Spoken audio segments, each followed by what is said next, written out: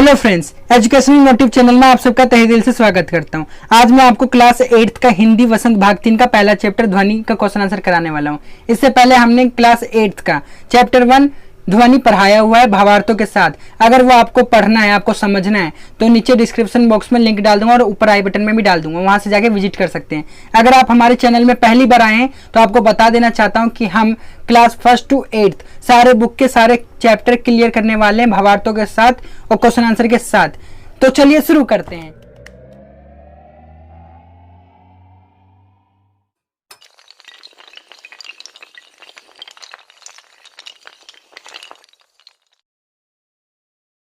कक्षा 8 वसंत भाग 3 अध्याय 1 ध्वनि प्रश्न अभ्यास। तो हम पहले प्रश्न अभ्यास करेंगे कविता से। प्रश्न 1, कवि को ऐसा विश्वास क्यों है कि उसका अंत अभी नहीं होगा?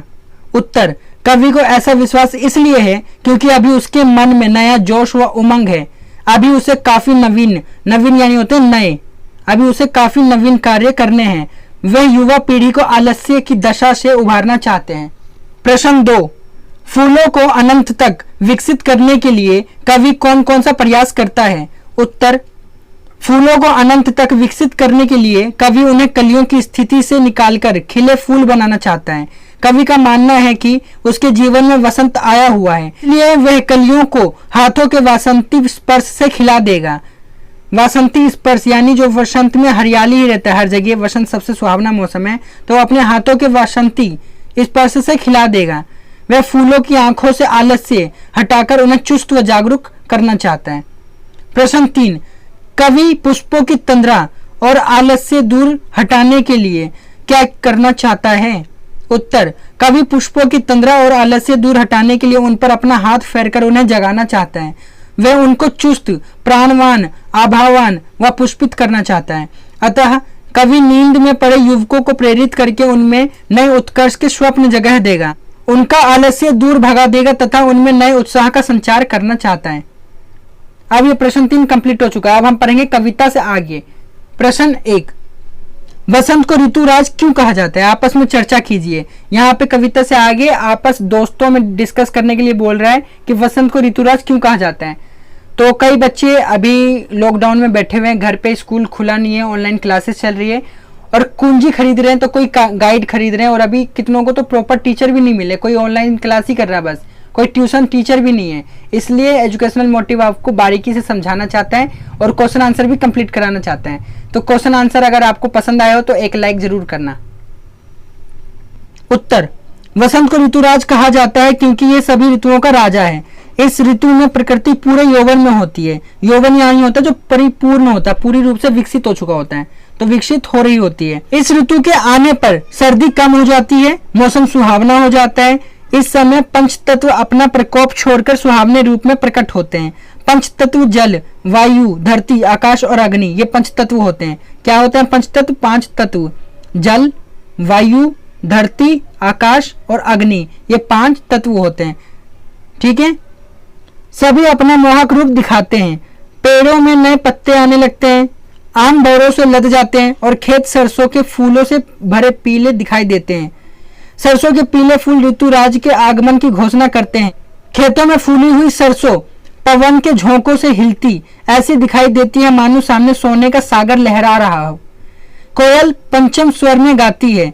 पंचम यानी बहुत मस्त स्वर में। कोयल का आवाज कितना मीठा होता है। और सुहावना मौसम यानी ऋतु के मौसम में कुछ ज्यादा और सुहावना उनका मौसम हो जाता है और जो कोयल होती है कुछ ज्यादा मीठे धुन गाती है और सभी को कुहू कुहू की आवाज में मंत्रमुग्ध करती है। इस ऋतु में उसकी छटा देखते ही बनती है। इस ऋतु में कई प्रमुख त्योहार मनाए जाते हैं, जैसे वसंत पंचमी, महाशिवरात्रि, होली और भी आदि। प्रश्न 2, वसंत ऋतु में आने वाले त्योहारों के विषय में जानकारी एकत्र कीजिए और किसी एक त्योहार पर निबंध लिखिए। अब यहाँ पे ये बताने की कोशिश की जा रही है कि वसंत में कौन कौन से त्योहार आते हैं और किसी एक त्योहार पर निबंध लिखिए। उत्तर, वसंत ऋतु में कई त्योहार मनाए जाते हैं, जैसे वसंत पंचमी, महाशिवरात्रि, होली आदि। तो हम होली पर निबंध लिखेंगे। होली, हमारा देश भारत का विश्व का अकेला ऐसा अनूठा देश है जहाँ पूरे साल कोई न कोई त्योहार मनाया जाता है। रंगों का त्योहार होली हिंदुओं का प्रसिद्ध त्योहार है जो फागुन मास की पूर्णिमा को मनाया जाता है। यह त्योहार रंग एवं उमंग का अनुपम त्योहार है जब वसंत अपने पूरे यौवन पर होता है। सर्दी को विदा देने और ग्रीष्म का स्वागत करने के लिए इसे मनाया जाता है। संस्कृत साहित्य में इस त्योहार को मधुमहोत्सव के नाम से भी पुकारा जाता है। होली के संबंध में एक पौराणिक कथा प्रचलित है कि भगवान विष्णु के परम भक्त प्रहलाद को अग्नि में जलाने के प्रयास में उसकी बुआ होलिका अग्नि में जलकर स्वाहा हो गई थी। इसी घटना को याद करके प्रतिवर्ष होली का दहन किया जाता है। दूसरे दिन फाग खेला जाता है। इस दिन छोटे छोटे बड़े अमीर गरीब आदि का भेदभाव मिट जाता है। सब एक दूसरे पर रंग फेंकते हैं, गुलाल लगाते हैं और गले मिलते हैं। चारों ओर आनंद मस्ती और उल्लास का समा बंध जाता है। ढोल पर थिरकते मजीरों की ताल पर झूमते नाचते गाते लोग आपसी भेदभाव भुलाकर अपने शत्रु को भी गले लगा लेते हैं। परंतु कुछ लोग अशोभनीय व्यवहार कर इस त्योहार की पवित्रता को नष्ट कर देते हैं। हमारा कर्तव्य है कि हम होली का त्योहार उसके आदर्शों के अनुरूप मनाएं तथा आपसी वैमनस्य वैरभाव घृणा आदि को जलाकर एक दूसरे पर गुलाल लगाकर आपस में प्रेम एकता और सद्भाव बढ़ाने का प्रयास करें। होली के अवसर पर आओ एक दूसरे पर गुलाल लगाएं, अपने सब भेदभाव भुलाकर प्रेम और सद्भाव बढ़ाएं। इस दिन लोग प्रातः काल उठकर रंगों को लेकर अपने नाते रिश्तेदारों व मित्रों के घर जाते हैं और उनके साथ जमकर होली खेलते हैं। बच्चे गुब्बारों व पिचकारी से अपने मित्रों के साथ होली का आनंद उठाते हैं। सभी लोग वैर भाव भूलकर एक दूसरे से परस्पर गले मिलते हैं।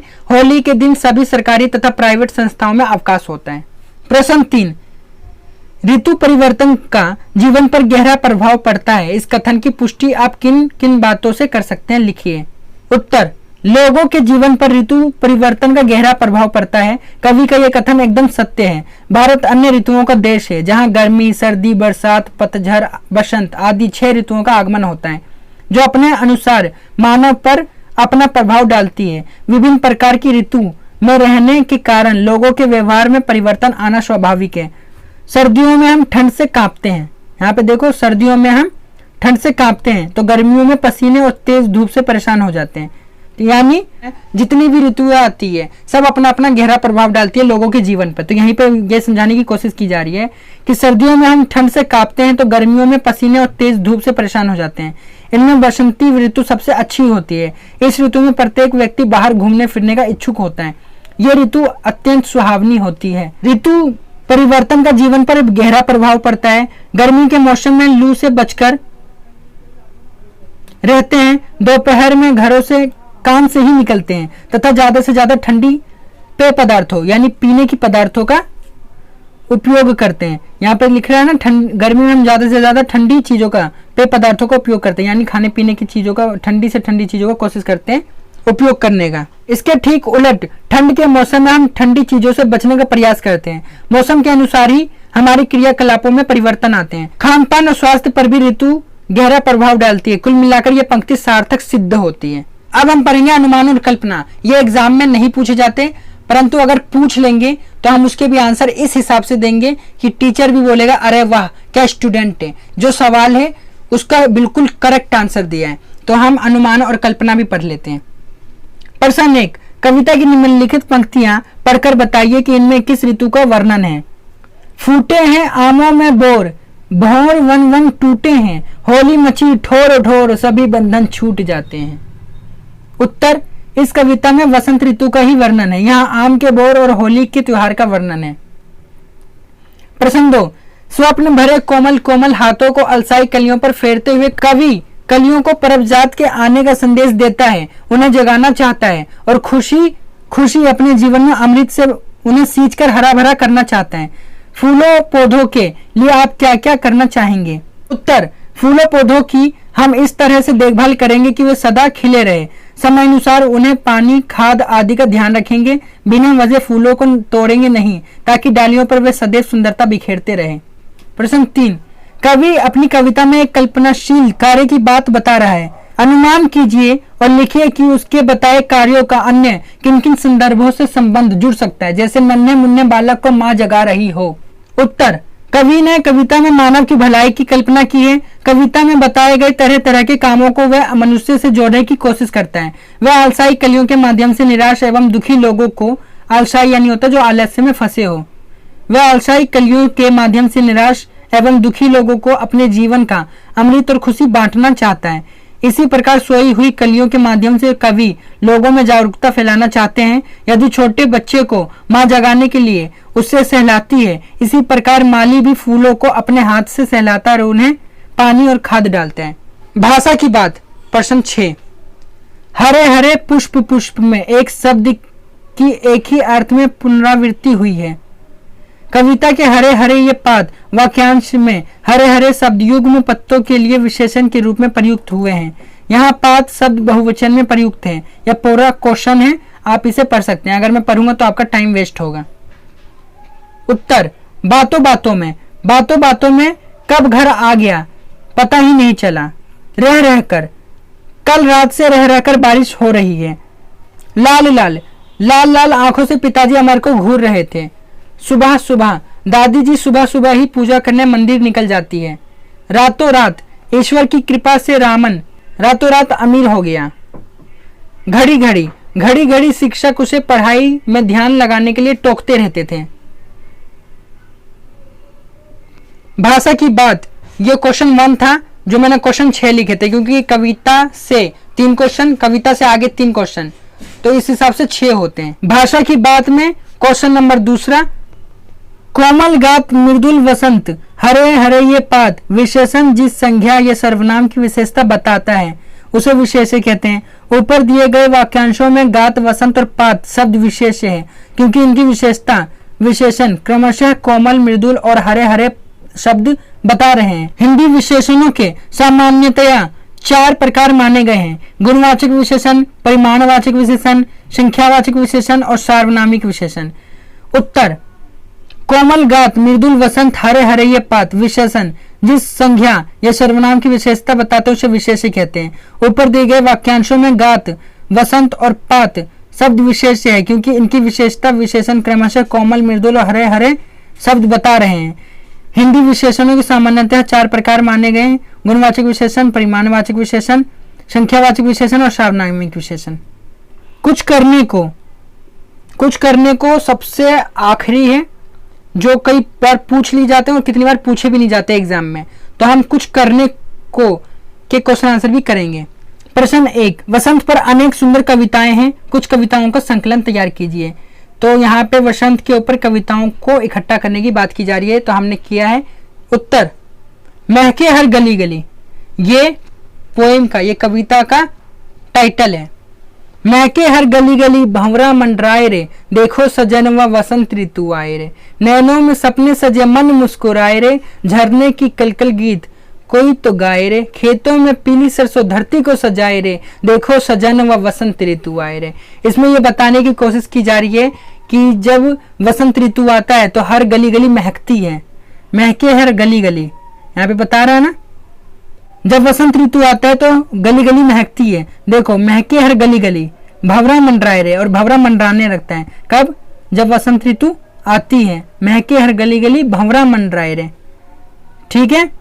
नैनों में सपने सजे मन मुस्कुराए रे, उस टाइम आंखों में नए नए सपने बन जाते हैं। कई बच्चे सोचते हैं कि अब मैं जिम ज्वाइन करूंगा, कई सोचते हैं मैं एक्सरसाइज करूंगा, क्योंकि वो मौसम ही ऐसा होता है। झरने की कलकल गीत कोई तो गाए रे, जैसे झरने की आवाज सुनकर ऐसा लगता है कि वो गा रहा है, उसी हिसाब से प्रत्येक मनुष्य, प्रत्येक जानवर को भी अंदर से इतना खुशी होता है, इतना मस्त मन हो जाता है कि मस्त मलंग हो जाते हैं और उनका मन गाने लगता है। ठंड की मार से सूखी हुई धरा को प्रकृति माँ हरियाली आंचल उड़ाए रे, खिली है डाली कोपल प्रेम का राग कोई वसुंधरा सुनाए रे। जब ठंड आता है तो हरियाली सूख जाती है, तो यहीं पे ये बताने की कोशिश करिए, ठंड की मार से सूखी हुई धरा को प्रकृति माँ हरियाली आंचल उड़ाए रे। देखो सजन व वसंत ऋतु आए रे, मन में उमंगे जगी होली के रंगों संग। वसंत के मौसम में होली भी आता है, यह भी आपको मैंने ऊपर क्वेश्चन में बताया था। मन में उमंगे जगी होली के रंगों संग, प्यार के रंग में जिया रंगा जाए रे। उपवन में बैठी पिया तुझे ही निहारू, में वसंती पवन में हृदय जलाए रे। यहाँ पे ये बताने की कोशिश की जा रही है कि जब वसंत ऋतु आता है मन में उमंगे जग जाती है, होली आता है, सारे होली खेलते हैं रंग के संग और जिया रंगा जाए रे, यानी बहुत ज्यादा मन खुश हो जाता है। देखो सजन व वसंत ऋतु आए रे, देखो सजन व वसंत ऋतु आए रे, महके हर गली गली भंवरा मंडराए रे, देखो सजन व वसंत ऋतु आए रे। प्रश्न 2, शब्दकोश में वसंत शब्द का अर्थ देखिए। शब्दकोश में शब्दों के अर्थों के अतिरिक्त बहुत सी अलग अलग तरह की जानकारियां भी मिल सकती है, उन्हें अपनी कॉपी में लिखिए। उत्तर, वसंत शब्द का शब्दकोश अर्थ व जानकारियां निम्नलिखित है। वसंत पॉइंट 1 का संज्ञा व पुल्लिंग शब्द है। खा चैत और बैसाख के महीनों की ऋतु है। गा वसंत एक राग है। वसंत के अन्य नाम और भी है जो इस प्रकार है: मधु ऋतु, मधुमास, मृत्यु की रानी, ऋतुराज, मधुलिका आदि।